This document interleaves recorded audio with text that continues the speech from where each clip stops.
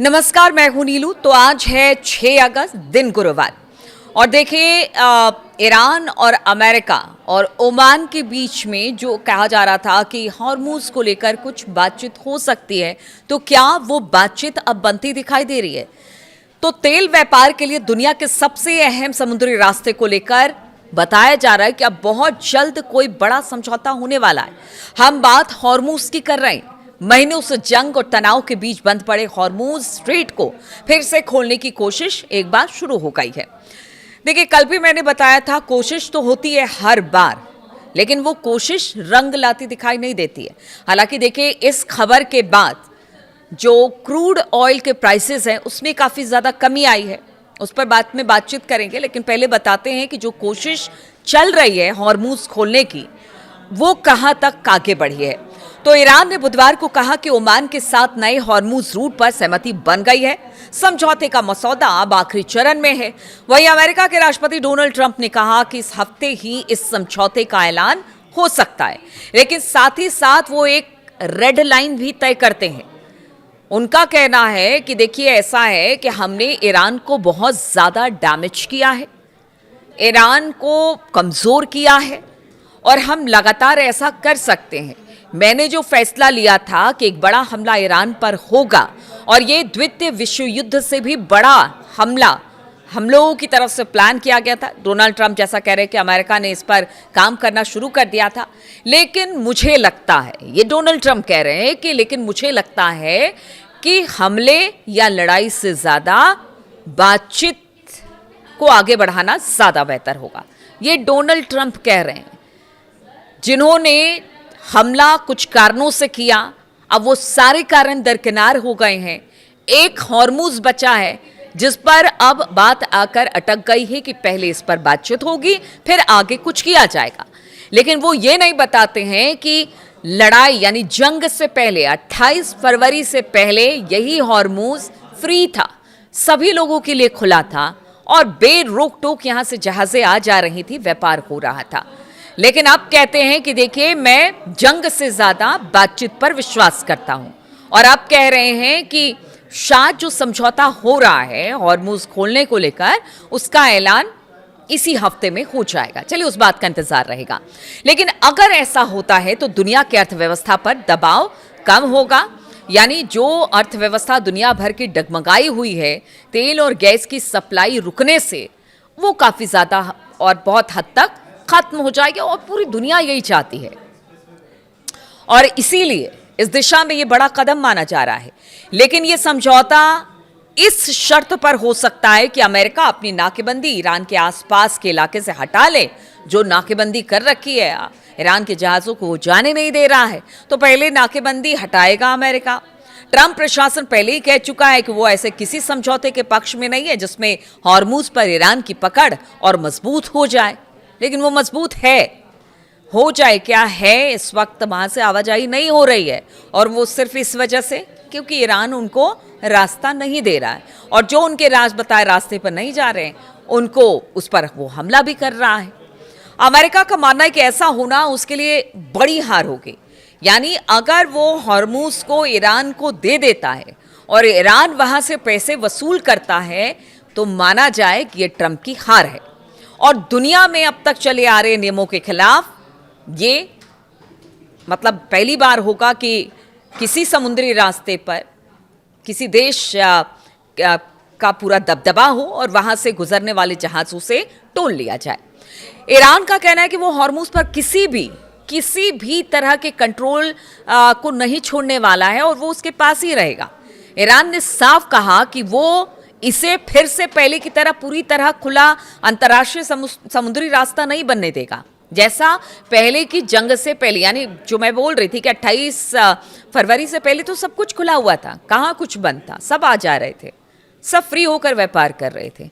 अब ईरान का कहना है कि पहले जैसी बात तो नहीं रहेगी, यानी उस पर हॉर्मूज पर ईरान का शिकंजा रहेगा। यानी अगर ये डील होगी तो या तो डोनाल्ड ट्रंप को अपनी जिद से पीछे हटना पड़ेगा, या फिर ईरान को पीछे हटना पड़ेगा, और ये दोनों हटने को तैयार नहीं है।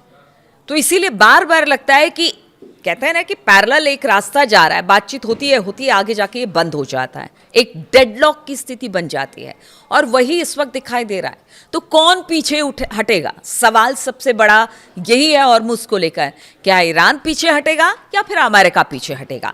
इधर अगर ईरान के विदेश मंत्रालय के प्रवक्ता इस्माइल बघई की बात की जाए तो उन्होंने कहा कि ओमान के साथ समझौते का मसौदा आखिरी चरण में है। उन्होंने कहा कि अगर कुछ पक्ष इस प्रक्रिया में रुकावट नहीं डालते हैं, आप बघई का बयान सुने कि बातचीत अच्छी चल रही है, बातचीत आगे बढ़ेगी, समझौता अपने मतलब एक तरह से कह लीजिए कि डील आगे बढ़ रही है और शायद समझौता हो भी जाए, बशर्ते कि कोई इसमें रुकावट ना डाले। तो दोनों देशों का साझा बयान जारी किया जाएगा, इस तरह की बातें बघई ने कही है। लेकिन माना जा रहा है कि जो इशारा वो कर रहे हैं कि ओमान और हमारे बीच जो अच्छी बातचीत हो रही है, बशर्ते कोई रुकावट ना डाले, ये रुकावट का इशारा वो अमेरिका की ओर कर रहे हैं। यानी अमेरिका अगर बीच में अड़ंगा लगा देता है तो आप समझिए फिर वही हाल होगा, हॉर्मुज़ नहीं खुलेगा। न्यूज एजेंसी एपी की रिपोर्ट के अनुसार बातचीत की जानकारी रखने वाले इन अधिकारियों ने कहा कि यह समझौता फिलहाल सिर्फ एक अस्थायी समाधान है। उनका कहना है कि ये उस समझौते से जुड़ा हुआ है जो कि जून में अमेरिका और ईरान के बीच हुआ था और उस समझौते का मकसद लड़ाई खत्म करना और समुद्री रास्ते को फिर से खोलना था। लेकिन बाद में वो समझौता टूट गया। अधिकारियों ने कहा कि अगर ये नया समझौता हो जाता है तो फिर अमेरिका और ईरान के तेहरान के परमाणु कार्यक्रम को लेकर बातचीत फिर से शुरू होगी। यानी शुरुआत हॉर्मुज़ से होगी, उस पर कोई सहमति बनेगी और उसके बाद जाकर फिर जो परमाणु कार्यक्रम ईरान का है फिर बातचीत उस पर शुरू होगी। तो कम से कम एक बातचीत का रास्ता यहां से खुलेगा। इसी वजह से कह रहे हैं एक्सपर्ट कि ये जो बातचीत है हॉर्मुज़ को लेकर वो सकारात्मक होनी चाहिए, तब जाकर युद्ध खत्म होगा, जो डेडलॉक है वो समाप्त होगा। तो ये तो देखना होगा कि आगे बातचीत क्या होगी और किस तरह से समझौता होगा। क्या समझौते का वही हश्र होगा जो कि अब से कुछ दिन पहले जून में युद्ध खत्म होने के बाद 60 दिन की डेडलाइन थी, लेकिन उसे पहले ही तोड़ दिया गया। तो फिर इसी तरह की स्थिति बनी रहेगी। तो ये अभी भी ऊहापोह की स्थिति है। अब देखना होगा कि अगर ऐलान होता है तो किन बिंदुओं पर होता है, क्या कुछ बातें, क्या कुछ शर्तों के साथ इस पूरे मसौदे को तैयार किया जाता है, इस पर लगातार मेरी नजर रहेगी। लेकिन अब दूसरी बड़ी खबर आपको बताते हैं। देखिए, इजराइल के प्रधानमंत्री जो है ना, वो अमेरिकी राष्ट्रपति के काबू में ही नहीं आ रहे हैं और वो इसलिए क्योंकि प्रधानमंत्री बेंजामिन नेतन्याहू को इस वक्त अपना चुनाव दिख रहा है। ऐसे में वो अमेरिकी राष्ट्रपति डोनाल्ड ट्रंप के सामने बगावत करने से भी बाज नहीं आ रहे। देखिए, गजा को लेकर एक समझौता हुआ था कि गजा से इजरायली फौजें जो हैं वो पीछे हट जाएंगी और हमास अपना हथियार छोड़ देगा। इस तरह के समझौते हुए थे। डोनाल्ड ट्रंप ने इस बात का ऐलान किया था। लेकिन अब यह खबर आ रही है गजा से कि युद्ध को लेकर एक बार फिर एक बड़ा मोड़ आ गया है। अमेरिका की तरफ से तैयार की गई जो पूरी एक शांति योजना थी, उस पर बेंजामिन नेतन्याहू ने पानी फेर दिया है। यानी उसने कहा है, नेतन्याहू ने, कि देखिए ऐसा है कि उनका देश अभी इस योजना से सहमत नहीं है। वो ये बयान उस समय दे रहे हैं जब अमेरिका की तरफ से भरोसा दिया गया कि इजरायली सेना तभी गजा से पीछे इजरायली सेना जो है गजा से पीछे हटे और हमास पूरी तरह से हथियार डाल देगा। इस बीच इजराइल की सेना ने भी ऐलान कर दिया कि वो गजा में अपने अभियान जारी रखेगी और 7 अक्टूबर के हमले के जिम्मेदार लोगों का पीछा करती रहेगी। यानी जो ट्रंप कह रहे हैं कि वहां पर जो एक पीस कमेटी बनाई गई थी, शांति समझौता हुआ था कि इजराइल पीछे हटेगा, हमास हथियार छोड़ेगा, उस सब पर अब नेतन्याहू और उनकी सेना ने, फौज ने विराम लगा दिया है। उनका कहना है कि वो लगातार पीछा करती रहेगी हमास का, जब तक वो पूरी तरह से हथियार नहीं छोड़ देते, सरेंडर नहीं कर देते, तब तक वो ऐसा करते रहेंगे। दूसरी तरफ हमास ने पिछले हफ्ते अमेरिकी राष्ट्रपति डोनाल्ड ट्रंप के बोर्ड ऑफ पीस की तरफ से जारी रोड मैप के प्रति कहा था कि ठीक है, हम इसको मानने को तैयार हैं और इस योजना में हमास के हथियार सौंपने और इजरायली सेना के गजा से हटने जैसी बातें शामिल थी, जिसको कि हमास मान रहा था। अब नेतन्याहू ने एग्जैक्टली क्या कहा है वो आपको बताते हैं। मंगलवार की बात है, मंगलवार रात की बात है। सोशल मीडिया पर जारी एक वीडियो में बेंजामिन नेतन्याहू ने कहा कि डोनाल्ड ट्रंप की टीम का मानना है कि वो हमास को हथियार छोड़ने और गजा को सैन्य गतिविधियों से मुक्त कराने में सफल हो सकती है। नेतन्याहू ने कहा कि हम इसकी जांच कर रहे हैं। उन्होंने हमें एक मसौदा भेजा था, हमने उसे मंजूरी नहीं दी, वो हमारा मसौदा नहीं है, हमने उस पर अपनी टिप्पणियां भेज दी है।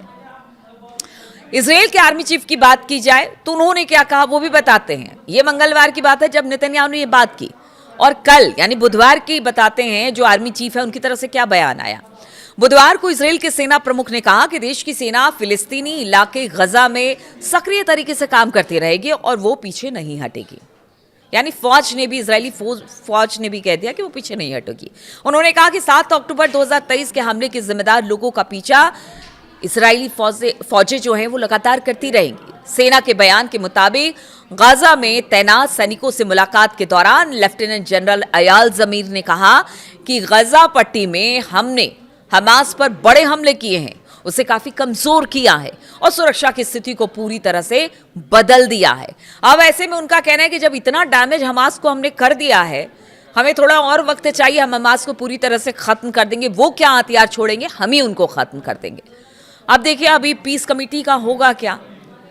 ट्रंप तो बहुत जगह आप कहते हैं ना कि आप मतलब जबरदस्ती घुसने की कोशिश करते हैं, लेकिन हर जगह आपको पीछे कर दिया जाता है। ट्रंप के साथ भी वैसा ही हो रहा है। दुश्मन तो दुश्मन, दोस्त भी अब खिलाफ होते चले जा रहे हैं। और ट्रंप के अपने देश में ही हालत ये है, उनको भी चुनाव में उतरना है। ट्रंप अपने संसद में ही घिरे रहते हैं, अपोजिशन पार्टी लगातार उन पर हमले कर रही है। इसके बावजूद है कि ट्रंप मानने को तैयार नहीं है कि आखिर अगर उन्होंने ईरान पर हमला किया तो क्यों किया, जवाब भी सही तरीके से नहीं दे पा रहे हैं। इधर ना तो नेतन्याहू को समझा पा रहे हैं, तो ट्रंप के सामने बड़ी मुसीबत सामने आ गई है। इधर नेतन्याहू भी कहते हैं ना कि अपने लोगों के सामने हीरो बनने की कोशिश कर रहे हैं। उनका कहना है, क्योंकि उनके देश में भी ये, इजराइल में भी ये कहा गया कि आपने बदला तो हमास से लिया नहीं, अभी भी हमास हमले कर ही रहा है बीच बीच में। तो फिर कहाँ वो जो अक्टूबर में हमला हुआ था इजराइल पर, उसका तो ना बदला ले पाए, ना वहाँ पर हमास को ख़त्म कर पाए, और अब डोनाल्ड ट्रंप की बात अलग से सुन रहे हैं। तो बहुत सारी ऐसी बातें हैं जिसको लेकर हर जगह कॉन्फ्लिक्ट एक तरह से दिखाई दे रहा है, चाहे वो नेतन्याहू या फिर ट्रंप के बीच में हो या ईरान अमेरिका के बीच में हो। बातचीत उसके बाद फिर से युद्ध, यानी कि स्थिति अभी भी डवाडोल है यहाँ पर। कुल मिलाकर यही कहा जाए, सब चाहते हैं कि बातचीत हॉर्मूज को लेकर सकारात्मक हो, कुछ बीच का रास्ता निकले, ताकि यहाँ पर जो वैश्विक संकट खड़ा हो गया है इस ईरान और अमेरिका वॉर के बाद, वो खत्म हो जाए। इधर नेतन्याहू जो कि कहते हैं ना कि एक ग्रेटर इजराइल बनाने की तरफ आगे बढ़ रहे हैं, उन पर भी कहीं ना कहीं अंकुश लगाने की जरूरत है, क्योंकि गजा तो पूरी तरह से समाप्त हो गया है। ये सब मानते, बोलते भले भी नहीं है। तो इस तरह की स्थिति बनी हुई है। तो अब देखना होगा बातचीत का क्या हश्र होता है, किस तरह का ऐलान होता है, किस तरह के समझौते होते हैं, और क्या इससे फायदा होगा, हॉर्मूज खुलेगा। सवाल सबके मन में यही है। बहुत बहुत शुक्रिया मेरे साथ इस वीडियो में शामिल होने के लिए। आपके कमेंट्स का इंतजार रहता है, आपके कमेंट्स को मैं पढ़ती हूँ और आपके विचार भी जानती हूँ। तो प्लीज़ कमेंट करते रहिए और वीडियो देखते रहिए।